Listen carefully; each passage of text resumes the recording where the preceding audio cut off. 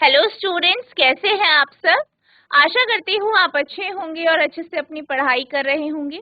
मैं मोनिका रावत आपका स्वागत करती हूँ आईसीटी वर्चुअल क्लासरूम देहरादून में। बच्चों, आज हम क्लास 10th का जो आपका सब्जेक्ट है साइंस, उसकी ओलैप की क्लास को कंटिन्यू करेंगे। तो बच्चों, आज हम आपका जो नया एक्सपेरिमेंट है वो डिस्कस करेंगे, जो है आपका वेरिफिकेशन ऑफ ओम्स लॉ। तो बच्चों, अब हम चलते हैं अपने स्मार्ट बोर्ड की ओर।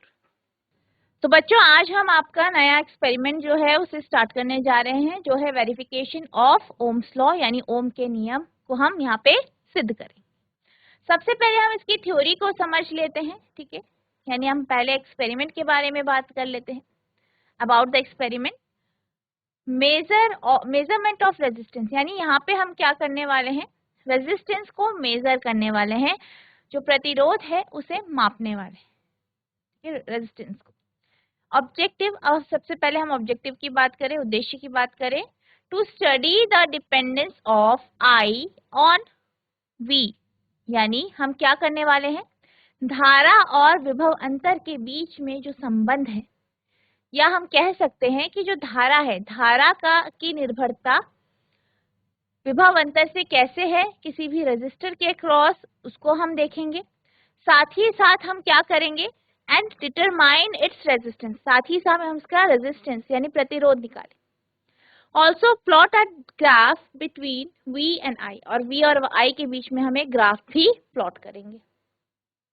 मटेरियल के बारे में हम बात करें तो मटेरियल में एन अननोन रेजिस्टेंस कॉइल, तो सबसे पहले हमारे पास क्या होगी, एक अननोन रेजिस्टेंस कॉइल, यानी ऐसी कॉइल जिसका रेजिस्टेंस, जिसका प्रतिरोध हमें नहीं पता है, और रेजिस्टेंस वायर, या कोई आप वायर ले सकते हैं, कोई तार ले सकते हैं जिसकी रेजिस्टेंस कितना है ये हमें नहीं पता। एक वोल्ट मीटर लेंगे, ठीक है, एक वोल्ट मीटर आप लेंगे, एक अमीटर लेंगे, ठीक है, ऑफ अप्रोप्रिएट 1.5 वोल्ट रेंज, ठीक है, एक एमीटर ले लेंगे, एक बैटरी लेंगे, एक रियोस्टेट लेंगे, ठीक है। रियोस्टेट के माध्यम से आप क्या कर पाएंगे, आप प्रतिरोध को चेंज कर पाएंगे। कनेक्टिंग वायर्स लेंगे, तारे लेंगे, ठीक है, piece of a sandpaper, एक सैंड पेपर का टुकड़ा लेंगे, जिससे आप क्या करेंगे, वायर की जो साइड्स हैं उन्हें रब करेंगे, ताकि आपके जो वायर है, वायर का जो मेटल वाला भाग है, धातु वाला भाग है, वो अच्छे से आपको मिल जाए और आप किसी तार पे उसे लपेट पाओ। नेक्स्ट है कंसेप्ट ऑफ रेजिस्टेंस, यानी रेजिस्टेंस के कॉन्सेप्ट को समझते हैं सबसे पहले। तो बेसिकली अगर हम रेजिस्टेंस यानी प्रतिरोध की बात करें तो इस कॉन्सेप्ट को आप जो है फ्रिक्शन के कॉन्सेप्ट से समझ सकते हैं। जब हम मोशन यानी गति की बात करते हैं तो हमने कॉन्सेप्ट पढ़ा है friction.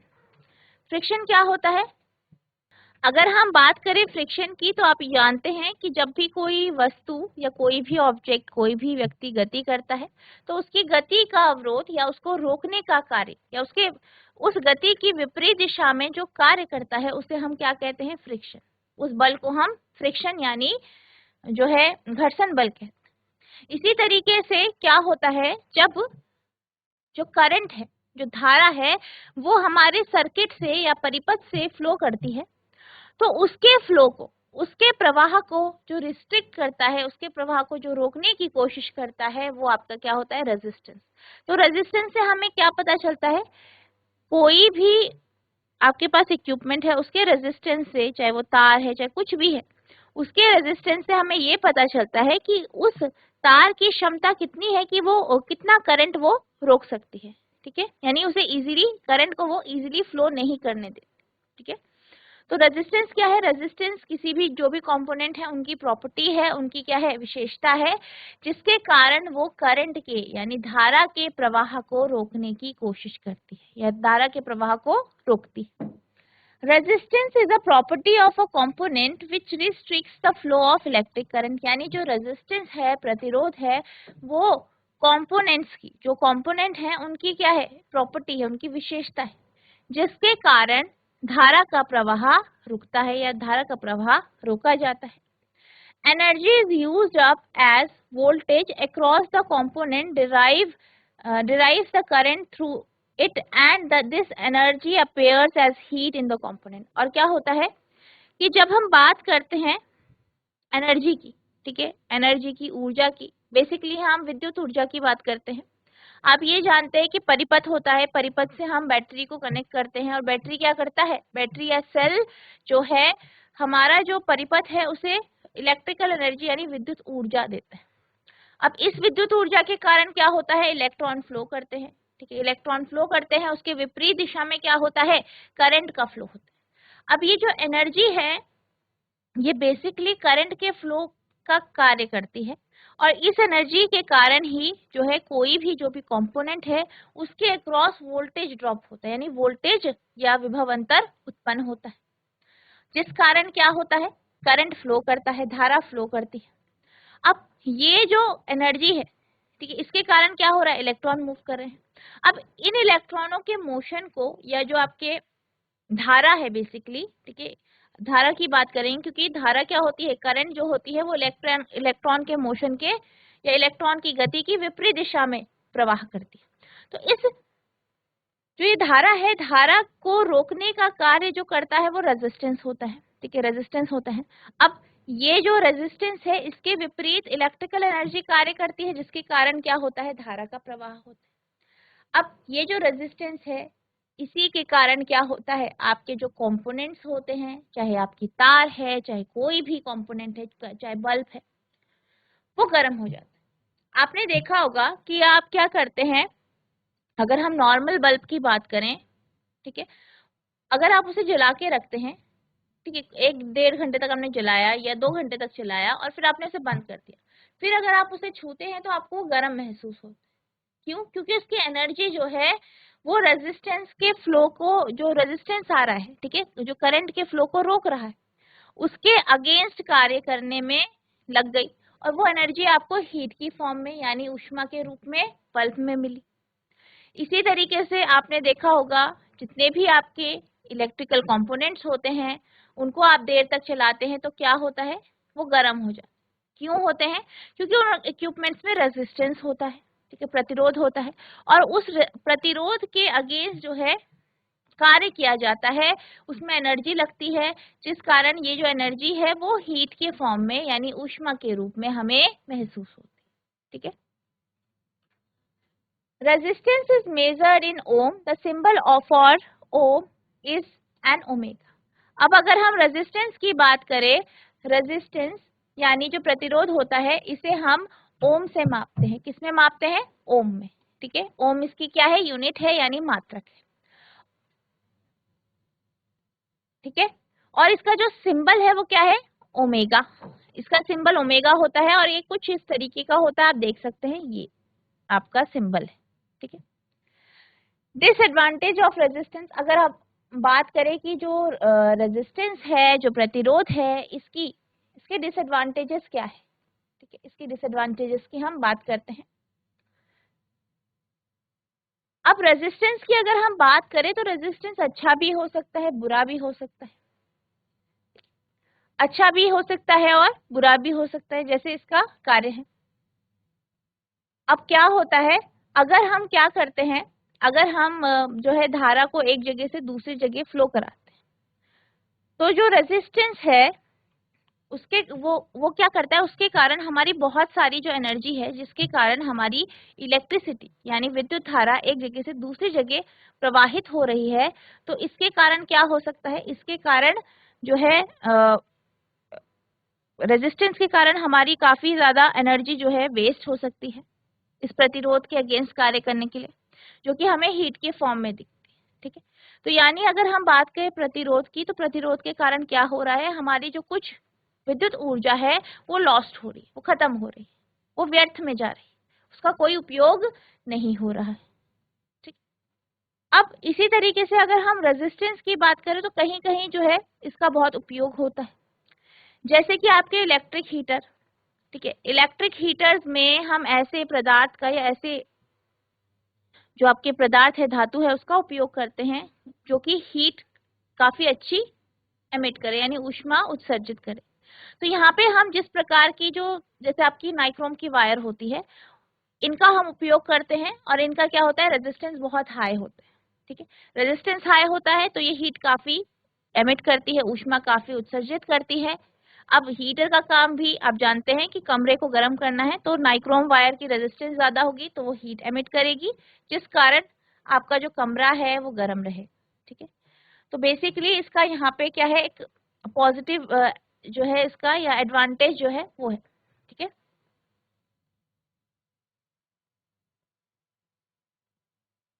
Disadvantage of resistance, resistance can be both good और बैड, यानी रेजिस्टेंस यानी प्रतिरोध दोनों अच्छा या बुरा हो सकता है।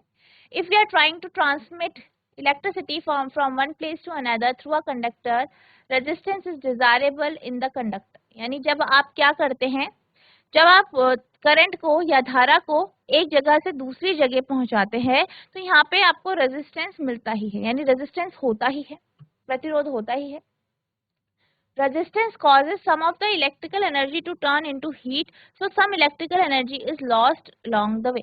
अब क्या होता है, प्रतिरोध के कारण जो कुछ आपकी ऊर्जा होती है, विद्युत ऊर्जा होती है, वो ऊष्मा के रूप में या जो हीट एनर्जी है, ठीक है, उसके उसमें कन्वर्ट हो जाती है, जिस कारण ये जो विद्युत ऊर्जा है वो आपकी कुछ जो है आपकी व्यर्थ जाती है, जो कि आपके हीट के फॉर्म में यूज हो जाती है। ठीक है, तो ये भी क्या है, आपका एक डिसएडवांटेज है।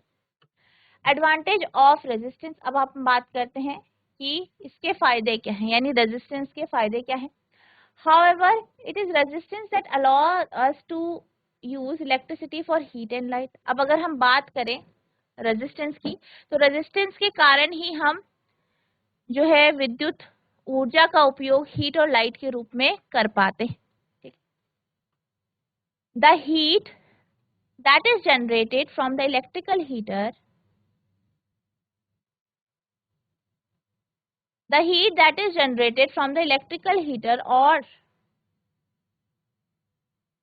the light that we get from light bulb is due to resistance. यानी अगर हम बात करें इलेक्ट्रिकल हीटर की, विद्युत हीटर जो होते हैं और जो आपके बल्ब होते हैं, ये रेजिस्टेंस के कारण ही कार्य करते हैं।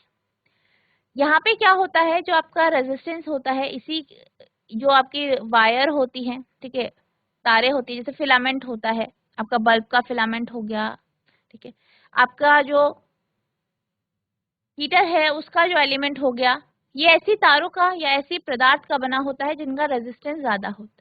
ठीक है, अब रेजिस्टेंस ज्यादा होने के कारण ही क्या होता है, जैसे ही करंट यहाँ से फ्लो होता है तो आपको जो करंट है वो जो आपकी करंट है या जो आपकी विद्युत ऊर्जा है वो आपकी लाइट और हीट में कन्वर्ट हो जाती है। ठीक है, हीट एनर्जी और लाइट एनर्जी के रूप में कन्वर्ट हो जाती है, जिस कारण ये जो आपके इक्विपमेंट्स है वो कार्य कर पाते हैं।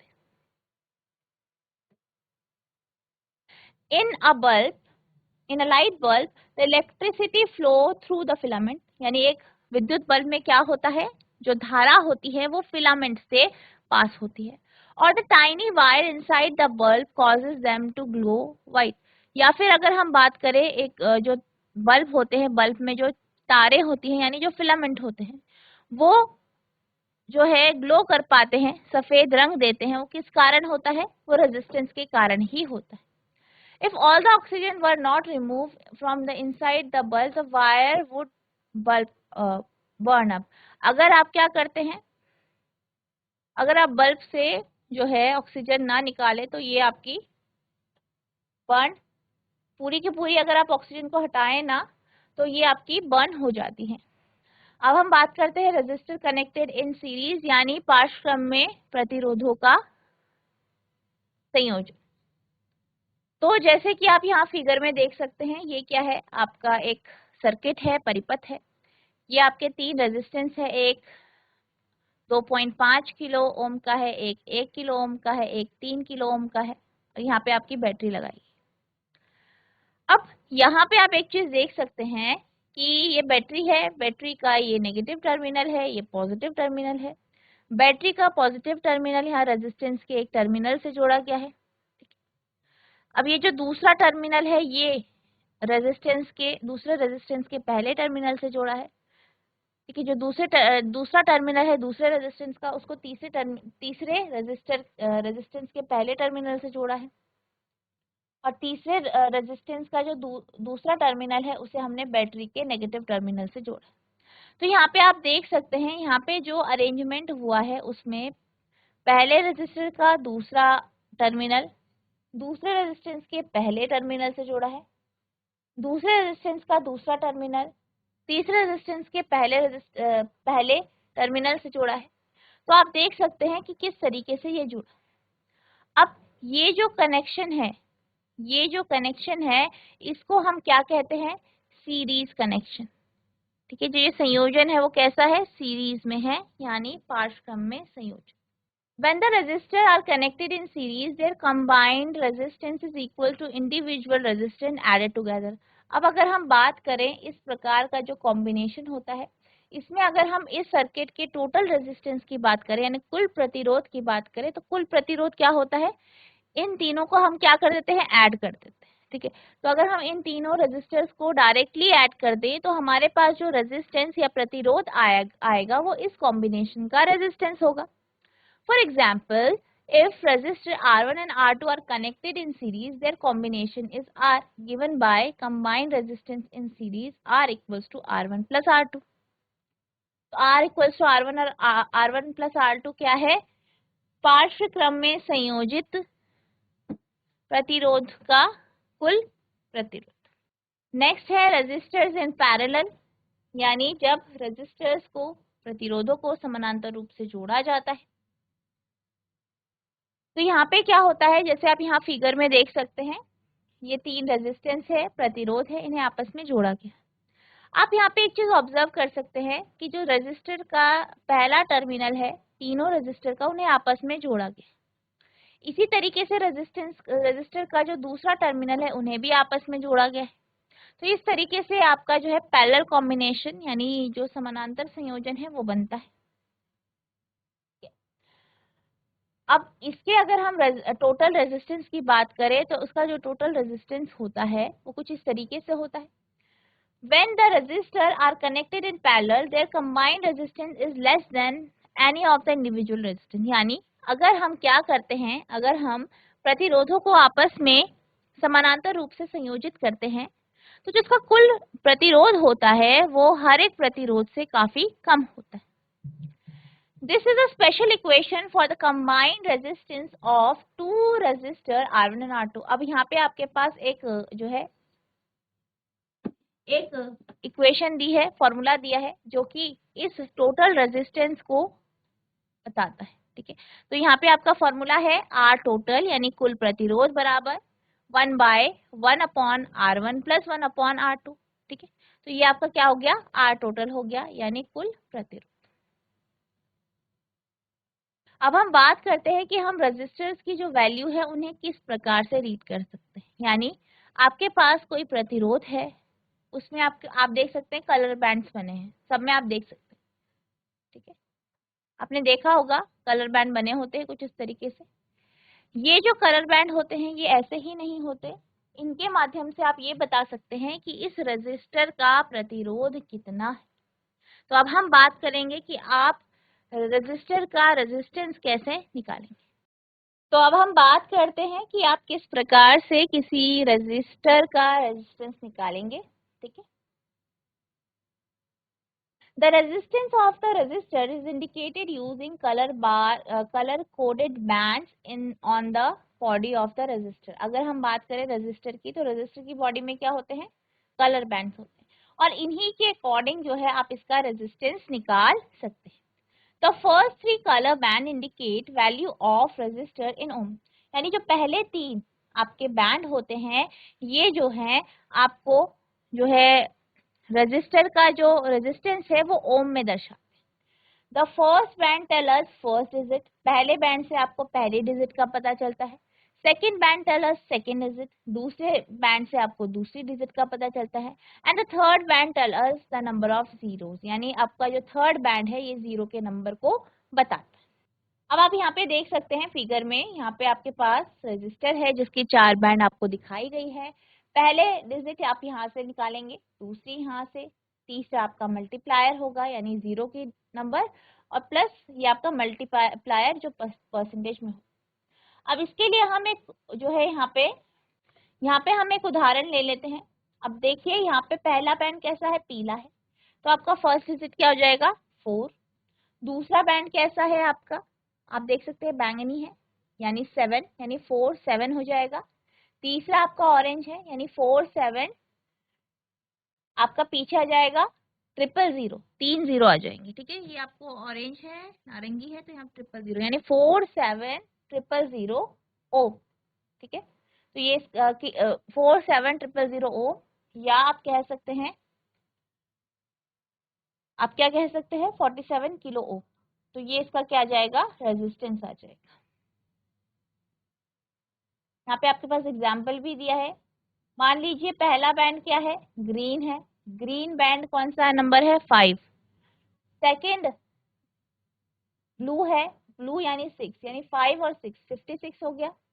थर्ड बैंड क्या है, ऑरेंज है 3, यानी 5 6 000, यानी 3 बार 0 ओम, या 56 किलो ओम क्या आ गया इसका रेजिस्टेंस आ गया।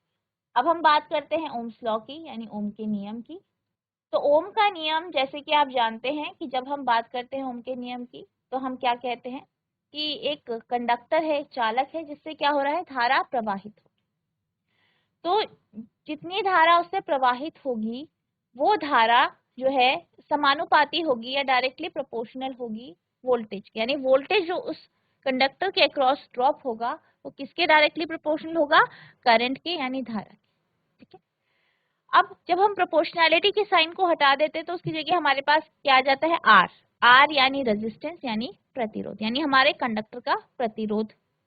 ठीक है, if I be the current flowing through a conductor, यानी अगर हम ये माने कि आई करंट या आई धारा जो है चालक से प्रवाहित हो रही है, and V is the potential difference across the end, और इसी तरीके से वी जो है विभवांतर जो है वो क्या है, वो पोटेंशियल डिफरेंस है इस कंडक्टर या चालक के across. Then according to Ohm's law, तो अगर हम ओम के नियम के अनुसार देखें, V equals to I R, यानी V क्या होता है बराबर आई आर के हो जाता है, या I equals to V upon R, या R equals to V upon I, जहाँ पे V जो है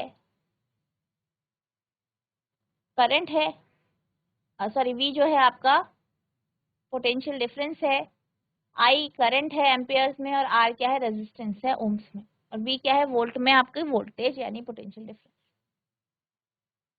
अब ये आपका सर्किट डायग्राम है, ओम्स लॉ का सर्किट डायग्राम आप देख सकते हैं। ये आपकी बैटरी है, बैटरी का पॉजिटिव टर्मिनल एमीटर के पॉजिटिव टर्मिनल से जोड़ा है, एमीटर का नेगेटिव टर्मिनल आपके रेजिस्टेंस से जोड़ा गया है। अब रेजिस्टेंस के अक्रॉस आपने वोल्टेज या वोल्ट मीटर लगा है, ठीक है, वोल्टेज मापने के लिए। फिर ये जो रेजिस्टेंस है इसका दूसरा टर्मिनल आपके रियोस्टेट से जोड़ा गया है, और फिर ये की से जोड़ के नेगेटिव टर्मिनल यानी बैटरी के नेगेटिव टर्मिनल से जोड़ दिया गया।